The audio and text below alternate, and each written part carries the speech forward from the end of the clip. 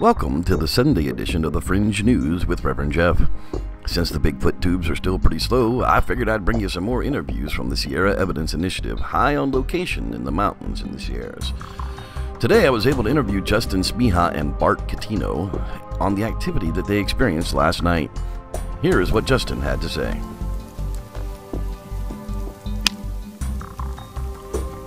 Oh, we've been in the Sierras for 3 days. We were over at the kill site. It just wasn't happening at all. Nothing at all going down there. So we moved to another location. We talked to a local rancher in the Sierras, and he's telling us about the spot that he thought might be good. So we ended up moving down there. Almost immediately we find a trackway. We find a pile of shit that's as big as a fucking basketball. I mean, it is huge.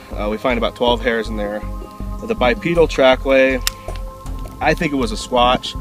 Bart was a little more cautious. He said, you know, hey, this is interesting, this is good.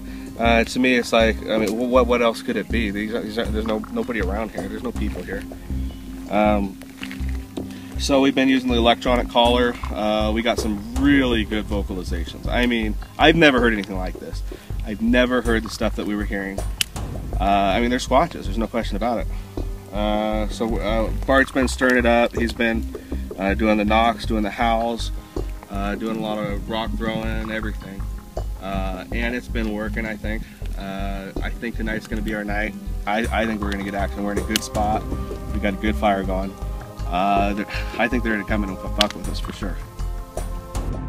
Well, it seems Justin is convinced that the new location is active.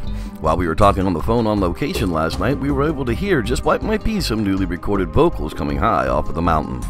Bart Cutino is definitely a more subdued researcher, but he seems to think that the area looks good. So good, well, let's see what he has to say.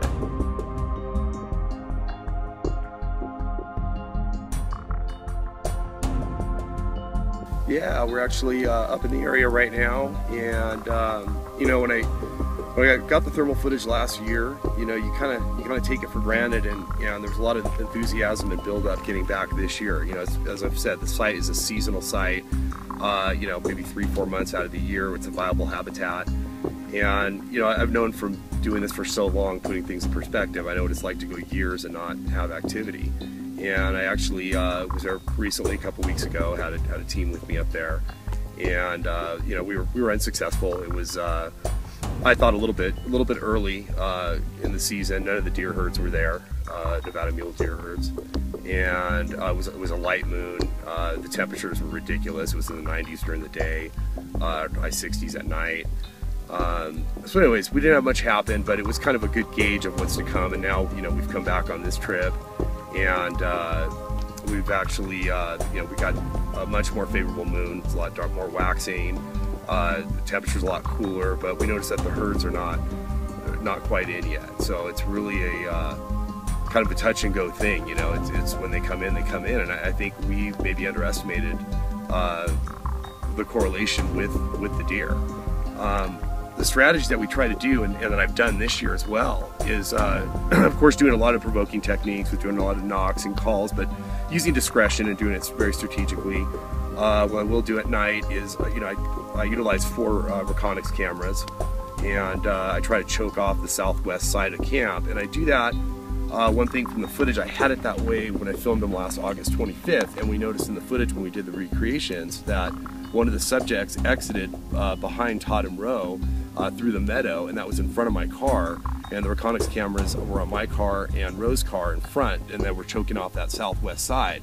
So now, you know, maybe there's some deterrence, whether it's the sound, whether it's the smell of the plastic, whether it's the beam. I don't know what it is, but you know, a lot of people would agree with me that there is some deterrent there.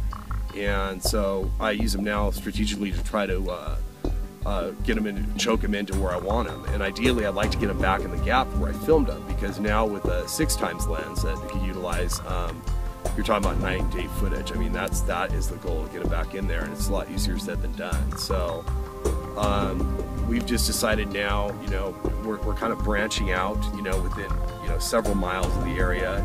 It's completely viable habitat out here right now. It's beautiful.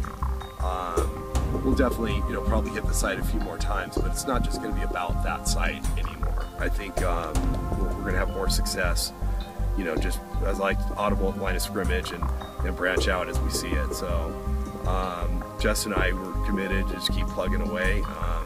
You know, based on what happened with him, and then you know what happened with me, we'd be foolish to go anywhere else. My research is now committed here during at least these summer months in the Sierras area. So we'll just keep plugging away. Well, folks, it looks like the area is still a viable location for some new footage and evidence to come out of.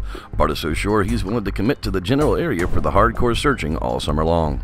I'll have more updates coming from the site over the next couple of days. I'll work on getting some of the audio to the vocals so that we can report on that too. Thanks for joining me for the Fringe News number 52. I'm Reverend Jeff, and may the Squatch be with you.